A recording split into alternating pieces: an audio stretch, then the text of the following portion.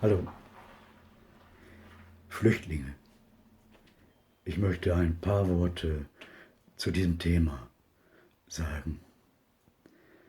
Wenn jemand sein Land verlässt, weil dort Krieg herrscht, Krankheit, Seuche, Besatzung oder Hungersnot oder Elend und er sucht Zuflucht, Rettung in einem anderen Land, dann kann man nicht von ihm erwarten, dass er sein Herkunftsland, seine Kultur, die Geschichte seines Landes verleugnet. Er flieht ja nicht vor der Geschichte seines Landes. Er flieht auch nicht vor seiner Kultur, sondern vor einer konkreten Notsituation. Ein Land, das diesen Flüchtling aufnimmt, hilft diesem Flüchtling aus der Not. Der Flüchtling kann oder sollte auch Dankbarkeit dafür empfinden, dass er aufgenommen wird.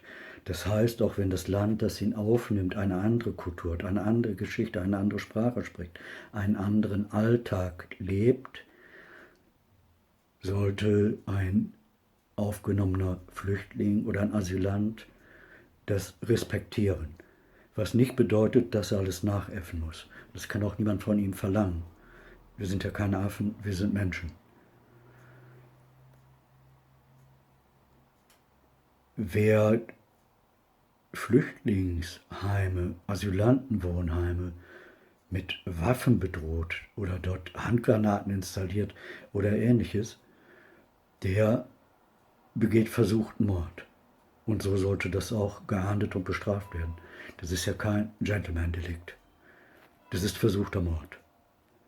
Es ist genauso Mord wie diejenigen, die Steine von den Brücken werfen auf die Autobahn und dabei riskieren, dass andere tödlich verunglücken. Das ist doch versuchter Mord. Das ist kein Kinderkram. Und darum gibt es ein paar wichtige Punkte, denke ich, über die wir gesamtgesellschaftlich sprechen sollten, reden sollten.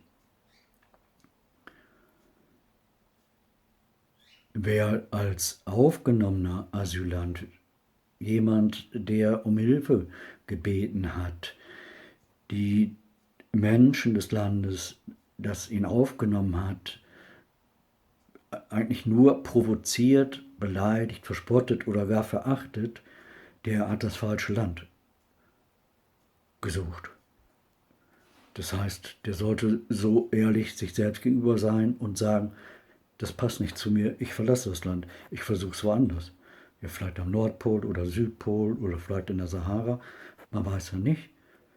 Irgendwo da unter Wasser, man weiß ja nicht, wo ist es besser. So, und ich denke, da sollten mal einige Leute drüber nachdenken, auf beiden Seiten. Auch Menschen, die hier, also in Deutschland sind, zu Deutschland gehören, Deutsche sind, doch auch tolerant sein gegenüber den anderen und ihnen ihre Kultur lassen, solange diese nicht sozusagen permanent unsere Kultur stört oder verachtet oder untergräbt.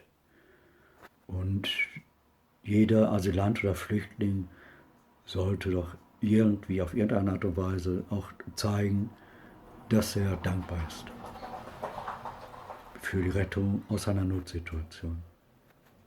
Okay, das ist mir gerade so eingefallen, ich komme gerade aus der Badewanne und dachte, als ich in der Badewanne lag, hey, dazu hast du noch gar nichts gesagt. Macht aber Sinn, dass man da etwas zu sagt, weil uns das ja alle angeht. Wir sind alle Menschen und das ist der Punkt. Wir sind Menschen. Menschsein hat etwas mit Menschlichkeit zu tun. Unser Kern ist Mensch. Menschsein. Menschsein hat nichts mit Nationalität zu tun, nichts mit Religion zu tun, nichts mit politischer Einstellung zu tun, auch nichts mit dem Geschlecht zu tun. Es hat nur mit allem zu tun, dass man Mensch ist. So, Salü. Schönes Wochenende. Allen. Okay. Ciao.